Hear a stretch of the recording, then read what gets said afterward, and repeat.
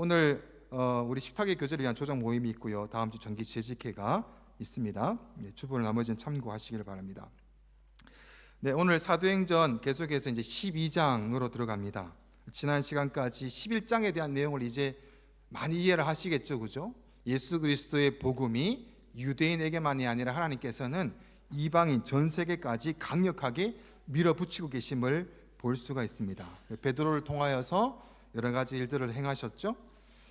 그리고 11장 끝에 가면 이제 안디옥이라는 곳에도 이방인, 그러니까 유대인이 아닌 사람들이 많이 믿기 시작해요. 그래서 바나바와 함께 가서 그곳에서 그것을 확인하면서 지내게 됩니다. 교회가 굉장히 확산이 됩니다. 예수 그리스도를 믿는 자들이 확산이 되고 있는데 오늘 12장에 들어와서 이 원래 있었던 사도 바울, 예전에 그 사울이 그리스도인들을 잡아다가 옥에 가두고 스데반 집사를 죽이고 했던 일을 기억하시죠? 그 일들은 여전히 진행이 되고 있는데 교회가 확산이 되고 확산이 될수록 더 심하게 이 일이 벌어지게 됩니다. 그것이 이제 12장에 나오는데요. 이 12장을 보면서 우리가 원래 아시던 말씀이에요. 베드로가 옥에 갇혔는데 하나님 풀어줬다. 근데 이게 간단한 내용이 아닙니다.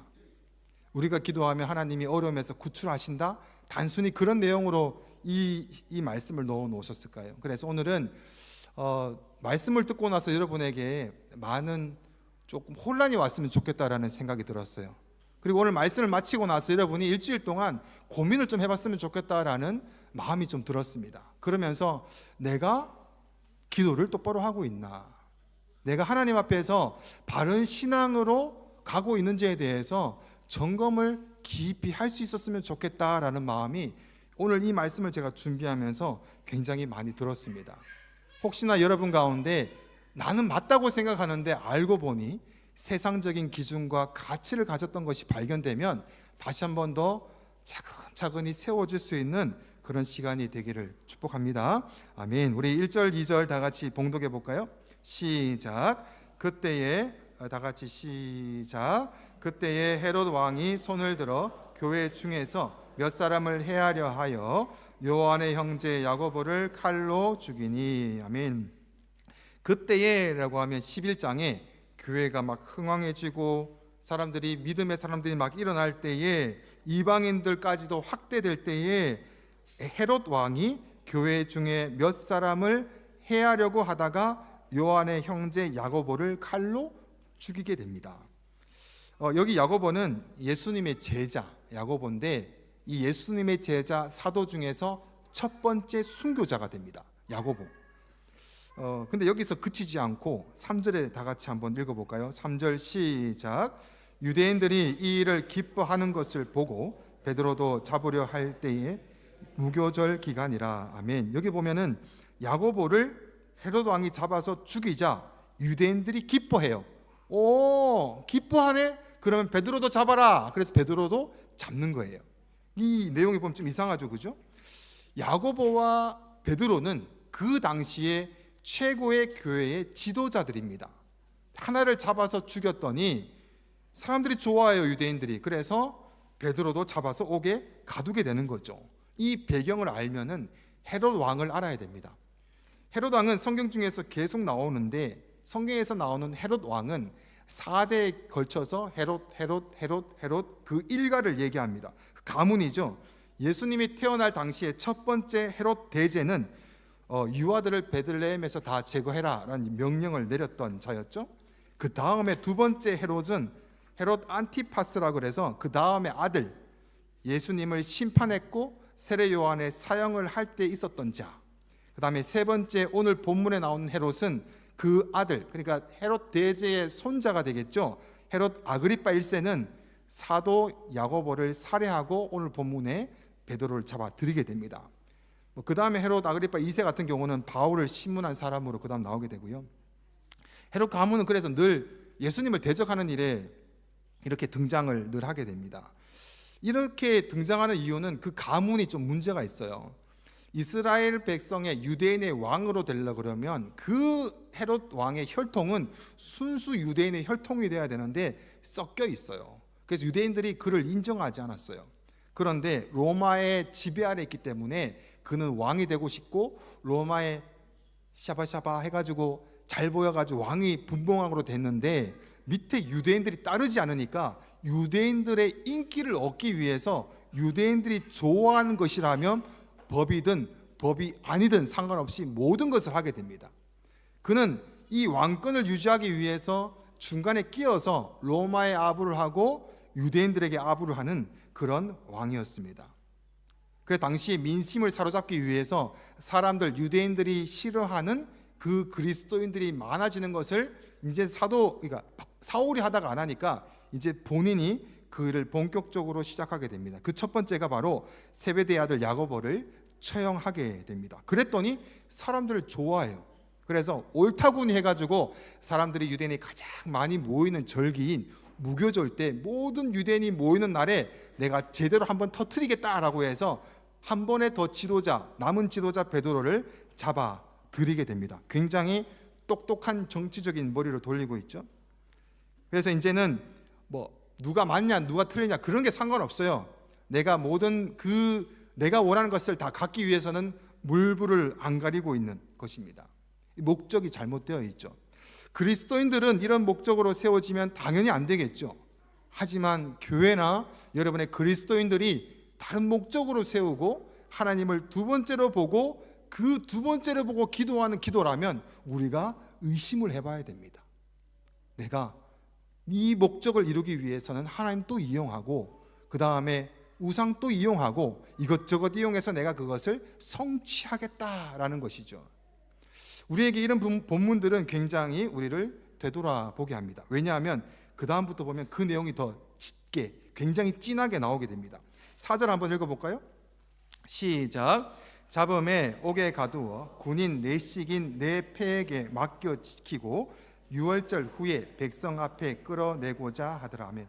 옥에 가두는 것에 뭐냐면 이 절기 때는 사형을 하면 안 되기 때문에 절기 지나자마자 사형을 시키려고 그를 옥에 가두게 되는데 굳이 군사 내식인 내패 4416 16명을 돌아가면서 이 베드로를 지키게 합니다.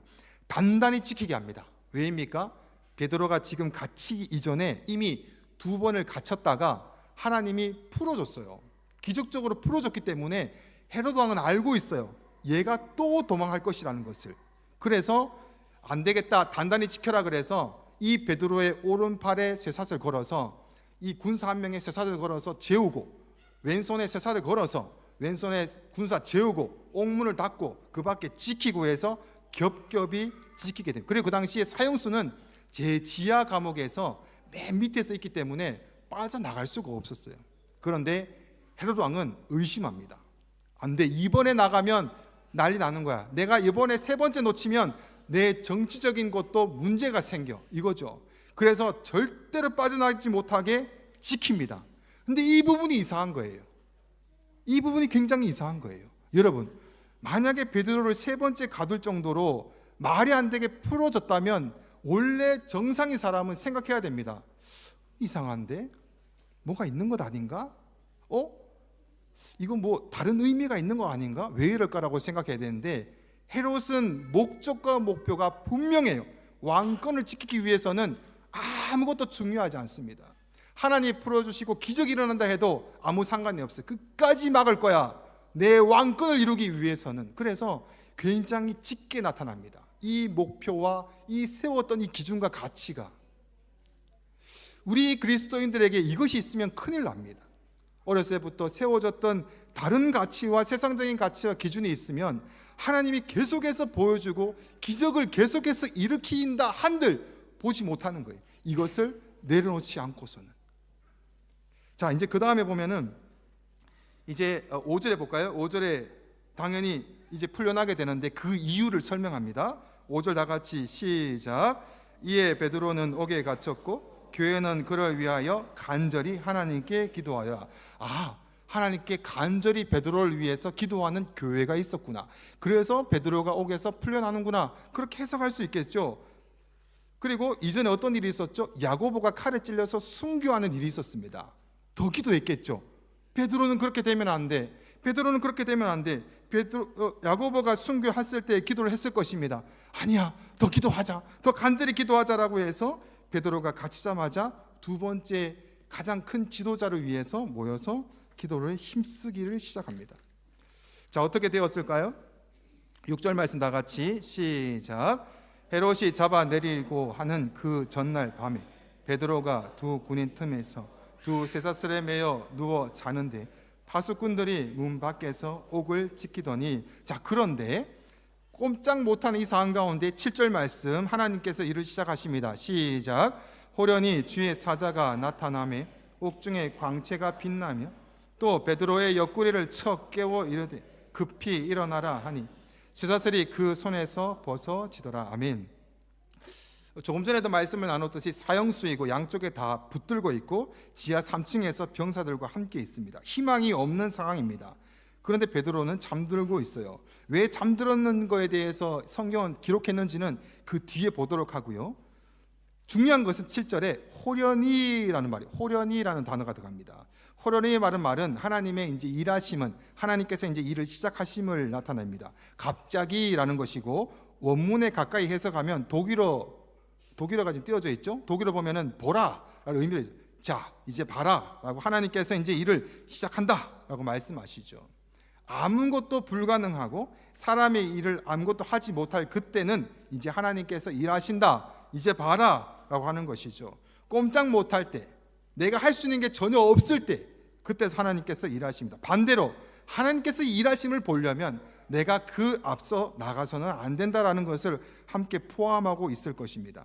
하나님은 우리에게 약속하셨어요. 그래서 예수 그리스도를 자신의 모든 것을 내어서 주셨어요. 그래서 우리가 굉장히 귀하고 복돼요. 함부로 우리를 아무거나 주시지 아니하고 가장 귀한 것으로 주시고 가장 우리를 아끼시고 우리에게 모든 것을 내어주신 분이시기 때문입니다. 그분은 그래서 그 자기의 모든 것을 걸었던 고집을 가지고 우리를 만들어 가시죠. 그리고 그분의 능력은 영원하신 능력을 가지고 우리를 계속해서 만들어 가십니다. 이 기초가 됐을 때 우리가 다시 한 번 더 우리가 아무것도 못할 그때 하나님은 나의 힘이 되십니다라는 고백을 할 수 있는 이유와 근거가 될 수 있겠죠. 자, 하나님의 일하심이 그 다음에 나옵니다. 베드로는 자고 있습니다. 자, 8절과 9절 말씀 다 같이 한 목소리로 봉독합니다. 시작. 천사가 이르되 띠를 띠고 신을 신으라 하거늘 베드로가 그대로 하니 천사가 또 이르되 겉옷을 입고 따라오라 한데 베드로가 나와서 따라갈새 천사가 하는 것이 생시인 줄을 알지 못하고 환상을 보는가, 꿈인지 생시인지 모르고 그냥 깨우니까 입으라 그러니까 입고 막 이렇게 나가고 있는 모습이 보여요. 10절부터 12절까지 말씀 또 함께 봉독합니다. 시작. 이에 첫째와 둘째 파수를 지나 시내로 통한 쇠문이 이르니 문이 저절로 열리는지라 나와서 한 거리를 지나매 천사가 곧 떠나더라. 이에 베드로가 정신이 들어 이르되 내가 이제야 참으로 주께서 그의 천사를 보내어 나를 헤롯의 손과 유대 백성의 모든 기대에서 벗어나게 하신 줄 알겠노라 하여 깨닫고 마가라 하는 요한의 어머니 마리아의 집에 가니 여러 사람이 거기에 모여 기도하고 있더라. 아멘. 깨웠는데 정신이 없어서 비몽사몽간에 천사를 따라서 감옥에서 나오게 됩니다. 한 거리를 지나서 천사가 떠나가니 정신을 차리니까 베드로가 천사가 보내서 나를 벗어나게 하셨구나라는 고백으로 이해를 하게 됩니다. 자, 여기서 이제 우리가 생각해 보아야 되는 것이 있어요. 하나님께서 역사하셔서 그 기도를 통해서 잘 풀려났네 라고 이해를 하는 것으로 끝나면 안 됩니다. 왜냐하면 이것만 중요하다면 이것만 기록했을 것입니다. 하지만 여기서는 앞서 야고보의 그 순교를 이야기하고 베드로는 순교를 당할 충분한 근거와 이유가 있음에도 불구하고 하나님은 한 번이 아니라 세 번이라도 천사를 보내서 그를 살리시고 살리셨다는 것이 문제가 되는 거예요. 여기서 여러분은 혼돈이 돼야 돼요. 혼돈이 돼야 됩니다. 이건 뭐지? 왜 야고보는 죽이고 가만히 냅두고 베드로는 뭘 잘했기에 그렇게까지 천사를 보내서 살리시고 살리셨을까? 과연 베드로가 잡히고 나서 야고보가 잡히고 나서 이 둘을 위해서 기도를 하지 않았을까요? 아니요. 엄청 기도를 했을 것입니다. 교회의 그 당시에 대표적인 이 최고의 지도자 둘이기 때문입니다. 그런데 야고보가 죽었어요. 그럼 우리 같으면 이런 생각을 할 수 있을 것 같아요. 기도를 잘못했나? 기도가 조금 다른 방향이었나? 내가 기도를 좀 수정할 필요가 있었나? 라고 생각을 할 수 있는데, 더 재밌는 것은 뭐냐 하면 그 다음 절이 문제예요. 베드로가 왔는데 기도했던 사람들은 베드로가 살아왔다는 것에 대해서 전혀 믿지 않고 있어요. 한번 볼까요? 13절부터 15절까지 말씀 다 같이 천천히 봉독합니다. 시작. 베드로가 대문을 두드리는데 로데라 하는 여자아이가 영접하러 나왔다가 14절 베드로의 음성인 줄 알고 기뻐하여 문을 미처 열지 못하고 달려 들어가 말하되 베드로가 대문 밖에 섰더라 하니 그들이 말하되 네가 미쳤다 하나 여자아이는 힘써 말하되 참말이라 하니 그들이 말하되 그러면 그의 천사라 하더라. 아멘. 베드로가 그 자리 밖에 왔어요. 사람들은 베드로가 풀려나기를 그렇게 간절히 기도하고 있어요. 야고보를 위해서 기도했는데 안 풀려났으니까 베드로를 위해서 다시 한 번 더 기도하자, 기도 제목을 다시 모아보고 바꿔보자라고 해서 더 열심히 간절히 기도했을 것입니다. 그런데 밖에 베드로가 왔어요. 이 여자아이가 봐서 베드로인지 확인했는데 너무 기쁜 나머지 그냥 와서 얘기했어요. 베드로가 왔어요. 베드로가. 그랬더니 거기서 얘기해요. 너 미쳤냐? 이렇게 얘기하는 거예요. 제정신이냐? 베드로가 왜 여기 오냐? 기도와 전혀 다른 모습에 기도하는 사람들을 볼 수가 있어요. 아닙니다, 진짜예요 했더니 그러면 베드로의 수호천사인가 보구나. 그 당시엔 그렇게 믿었었거든요. 수호천사는 늘 그와 함께 있고 그가 만약에 죽어서 못 오게 되면 천사가 대신 온다라는 그런 생각을 가지고 있었기 때문에 그럼 그게 천사가 아닐까? 그렇게 얘기해서 끝까지 믿지 않습니다. 나중에 베드로가 들어와서 중요해 봐봐 이러쿵저러쿵 얘기를 다 풀어서 해주게 되죠. 확신에 차지도 않고 기대도 하지 않는 두 번째 베드로를 향한 기도, 그리고 첫 번째는 기도했음에도 불구하고 야고보는 순교를 당했습니다. 이 두 이야기를 낱낱이 상세하게 기록한 성경 기자를 보면서 우리는 혼돈에 빠져야 됩니다. 왜일까?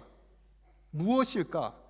그리고 우리는 생각해야 됩니다. 내가 지금 기도하는 기도는 어떤 기도인가?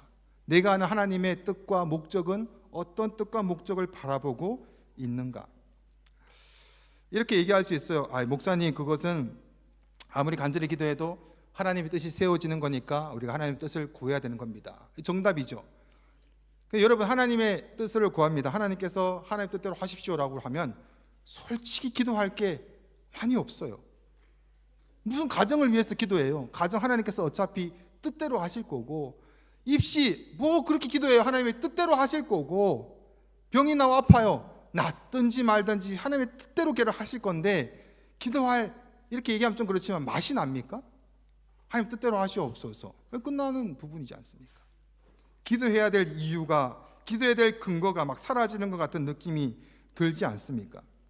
아니면 이렇게 얘기할 수 있을까요? 야고보는 나는 모르겠지만 하나님께서 보셔서 뭔가 잘못한 게 있어서 죽었겠지. 베드로는 뭔가 나도 모르게 뭐 잘한 게 있어서 살리셨을지 않을까.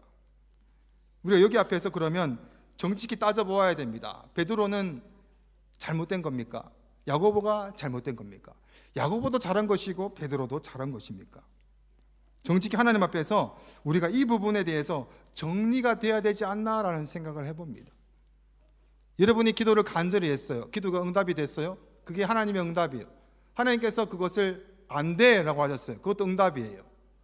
근데 우리가 복으로 이야기하는 것은 하나님의 나인이 아니라 야를 가지고 계속 얘기해요. 야를 가지고 이것은 응답이다, 기뻐하고 감사 제물을 드립니다. 하나님 나인, 감사하고 제물을 드리며 계속해서 기도할 수 있을까요? 제가 오늘 이렇게만 얘기하고 말씀을 마치는 건 어떨까? 이런 생각을 했었어요. 그러면 또 고민을 하시겠지, 다음 주까지, 이런 생각을 좀 했었어요. 왜냐하면 요즘 시대 같은 경우가 좀 그런 것 같아요. 그 생각을 하고 묵상을 하며 하나님에 대한 음성을 들으면서 좀 조용한 가운데 이렇게 바라보는 시간들이 목회자인 저 같은 경우 똑같은 것 같아요. 예전에 한국에서 목회 준비할 때도 그랬던 것 같고요. 무슨 궁금한 게 생기면 말씀을 보면서 그것에 깊은 묵상을 하기보다는 이걸 바쁜 거예요. 인터넷 다 나오니까 이걸 바빠요. 묵상이 안 돼요. 생각하고 깊이 바라보는 게 안 되는 경우가 굉장히 많아요. 근데 오늘 본문은 굉장히 많이 하나님 그럼 이겁니까? 아니면 저겁니까? 아니 도대체 뭡니까? 그럼 제가 기도를 이제부터 어떻게 해야 됩니까? 이런 굉장히 많은 고민과 갈등으로 질문을 해야 되는 대목입니다. 오늘 제가 이것을 어떻게 하면 예를 들을 수 있을까라고 생각을 하다가 예전 청년부에서 회의를 할 때가 있었어요. 회의를 하다가 작년에 우리가 베를린 아리랑 행사를 했지 않습니까? 한국에서 조이어스 교회에 박 목사님 오셔가지고 우리 선한 목사 교회랑 이렇게 같이 연합 예배도 드리고 막 했던 기억이 나시는지 모르겠어요. 그 목사님 오셔가지고 조이어스 교회가 그러니까 유대인들의 초막절이라 할 수 있는 예루살렘에 그 행사에 매해년 갔답니다. 교회가 거기서 이제 물론 기독교적인 건 아니죠. 하지만 구약의 초막절을 유대인들이 지키는 것을 함께 참여하면서 배우면 될 수 있겠죠. 그래서 그것으로 간다 하길래 거기에 저를 초대했었어요. 원래 제가 작년에 예루살렘에 있는 그 초막절에 제가 원래 가는 거였었어요. 그래서 거기서 만나자 뭐 이렇게 부목사님들하고 얘기를 했었는데 그 교회에서 이제 그 행사가 작년에 그 박 목사님 담임 목사님께서 교회 안에 좀 집중하자 그래서 모든 해외적인 행사를 취소를 하셨어요. 그래서 저도 당연히 이제 갈 필요가 없었는데 그 초막절 행사 때 이스라엘과 하마스가 그 전쟁을 일으켰던 날이에요. 그때 뭐 팝 음악 하고 그런 콘서트 때 이제 무장 단체가 와서 이제 막 사살도 하고 200몇 명을 이제 납치해 갔던 그때가 그 절기예요. 그래서 제가 갔으면은 뭐 시간이 맞는다 뭐 그 행사인지 모르겠지만 하여튼 안 가길 참 잘했다 감사하다 그랬더니 청년 중에 한 명이 그 얘기 하더라고요. 목사님 그 감사한 거예요? 라고 묻더라고요. 지금 잡혀져 있는 사람들이 있잖아요. 그죠? 여러분 어떻게 생각하십니까? 감사할 제목입니까? 그럼 그 사람들은 감사하지 못할 제목이 되는 건가요? 제가 그래서 그런 얘기했어요. 풀려난 대로 감사하고 잡혀서 잡혀난 대로 감사를 해야 되겠다라고 해서 깊은 얘기는 하지 않고 마쳤던 기억이 납니다. 오늘의 본문과 굉장히 흡사한 내용입니다. 사람의 목숨이 살아나면 감사하고 죽으면 하나님 뭡니까 도대체? 이때까지 했는 게 있는데 이게 뭡니까? 이런 것이 맞을까요? 뭔가 아닌 것 같으면서도 우리가 확신에 안 차지 않습니까?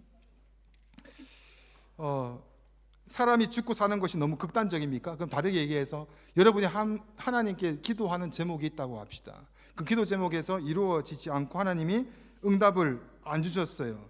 감사와 은혜와 복이라는 것에 대해서 어떻게 그것을 정리를 하실 수가 있겠습니까? 그리고 계속해서 연결해서 더 열심히 기도할 수 있을까요? 우리가 이런 기도를 막 하고 이런 고민을 하다 보면 그 응답에 대해서 하나님 앞에서 내가 원하지 않은 응답이 있을 때는 순종하기가 참 힘든다라는 생각을 해봅니다. 받아들이지 못하는 것이죠. 그래서 부들부들 떨기도 합니다. 하나님 기준이 어디입니까? 무엇을 위해서 나를 이렇게 합니까? 라고 얘기할 수도 있습니다. 야고보는 죽었습니다. 베드로는 아직 죽지 않았습니다. 베드로의 죽음은 이때서부터 20년 뒤에 베드로는 순교하게 됩니다. 20년 동안 베드로의 삶이 어떠했을까요? 베드로는 이방 사람들에게 특히 아시아에 가서 복음을 전하고 고통과 아픔과 괴로움 가운데 끝까지 복음을 증거하는 20년에 대한 사명을 감당하게 됩니다. 이것이 답이 되었는지 모르겠습니다. 하나님은 사람이 살아있다라는 것은 그리스도인이 살아있다는 것은 아직까지 사명이 있다라는 것입니다. 할 일이 있는 것입니다. 야고보는 그 사명을 다 감당했던 것입니다. 자, 그러면은 야고보가 좋을까요? 베드로가 좋을까요? 단순히 보기에는 살고 죽는 것 때문에 베드로가 좀 더 좋은 것 같아요. 그래도 살아야 뭐지라고 할 수 있지만 하나님 편에서 본다면 그래 수고했다 충성된 종아라고 이제 하나님 품으로 아버지 집으로 들어가는 거예요. 나그네의 삶을 마치고 이제 달리는 그 모든 사명을 마치고 아버지께 돌아가는 거예요. 얼마나 평안하고 기쁠까요? 그 다음에 베드로는 하나님께 가고 싶어도 못 와요. 네가 사명이 아직 남았기 때문에 더 열심히 그 안에 핍박을 당하고 고통을 당하며 그 일을 감당해라. 끝까지 나를 붙들면서 감당해라. 이렇게 말씀드리니까 좀 다르게 들리지 않습니까? 남아있는 게 오히려 더 고통스러운 것 같기도 하고. 우리의 시각과 우리의 기준과 가치가 바뀌었으면 좋겠습니다. 세상적인 기준과 가치가 된다면 뭔가 돈이 좀 모여야지 풍성한 것 같고 하나님의 복을 누린 것 같고, 건강하지 않으면 내가 뭔가 건강이 회복되면 하나님께 감사와 기쁨이 되는 것 같은 우리의 마음이 들지 않습니까? 그렇다 보니까 기도하고 응답이 되지 않을 때 우리 마음 가운데 실망과 좌절, 감사와 은혜와 기쁨이 아니라 좌절과 다시 기도할 힘이 다 사라지게 됩니다. 제가 이걸 가지고 계속 기도하면서 그러면 하나님 우리가 어떻게 기도를 해야 되며 무엇을 기도해야 됩니까? 그것을 계속해서 묵상하는 가운데 어떤 한 목사님의 증거하시는 말씀을 보았습니다. 그 목사님 이런 말씀을 하시더라고요. 우리는 좋은 결과를 얻기 위해서 기도를 하지만 좋은 믿음을 위해서는 기도를 하지 않는다. 우리가 기도하는 것은 하나님과 깊은 교제 가운데 그분의 뜻을 알고 그 하나님이 나의 믿음을 자라기 위해서 지금 또 그분의 능력과 계획과 고집 가운데 진행하고 계시는 것이다. 그런데 나는 나의 가족을 위해, 나의 미래를 위해, 나의 문제를 위해, 나의 시험을 위해, 나의 일을 위해서 열심히 기도한다. 그런데 정작 하나님께서 원하는 나의 이 믿음에 놓고는 기도하지 않는다. 실패하지 않게 해달라는 기도는 하는데 실패를 해도 순종하게 해달라는 기도를 하지 않는다. 더 잘되게 해달라는 기도는 하지만 잘 안 되어도 하나님으로 만족하게 해달라는 기도를 하지 않는다. 좋은 상황을 위해서는 기도하지만 좋은 믿음을 위해서는 기도하지 않는다. 내 관심은 잘 되는 것에만 있고 잘 믿는 것에는 없다. 이렇게 내가 잘 되는 것을 위해서 열심히 기도하는 것 자체가 우리는 믿음이라고 착각한다. 그래서 믿음 있는 사람이라면 하나님께 자연스럽게 구하는 것으로 끝나면서 큰 믿음으로 구했는데 하나님은 응답하지 않는 거예요. 거기에 순종할 수 있는 믿음은 없다라는 것이죠. 우리에게 빠져있는 이 큰 하나님의 믿음으로 키워내기 위한 이 강력한 기도가 더 우리에게 풍성해야 됩니다. 하나님, 어떤 일이 와도 그 하나님 앞에서 모든 환경이 전혀 바뀌지 않아도 암에 걸려서 암이 낫기 위해서 기도했는데 하나님 내 마음을 바꾸셔서 그 암에 대해서 하나님의 마음을 알게 해주시는 것으로 하나님 바꾸어가는 고백들을 얼마나 많이 우리가 듣고 있습니까? 우리는 믿음의 기도를 할 때에 하나님께서 하시는 일들을 이제는 목도하게 됩니다. 오늘 베드로에서 주요적으로 강조하고 있는 것은 베드로가 잠들었다 그럽니다. 베드로가 믿음이 좋아서일까요? 그걸 강조하기 위해서일까요? 자, 다 내려놓고 내려놓아서 그가 어떤 믿음에 대한 강조를 할까요? 아니면 하도 고통을 당하고 하다 보니까 지쳐서 잠들었을까요? 여러분 사극을 보잖아요. 막 두드려 맞고 고문당하면 자는가요? 아이고 이러잖아요. 못 자요. 그런데 이 베드로는 자고 있다는 말씀을 성경에 기록한 것은 베드로가 한 것이 없다는 거예요. 아무것도 베드로가 한 것이 없다. 이것은 온전히 하나님께서 하시는 일이고 하나님께서 진행하시는 일이다. 야고보도 똑같습니다. 그런데 우리는 그것을 바라보면서 이게 참인가 이것이 거짓인가를 두고 논한다는 거죠.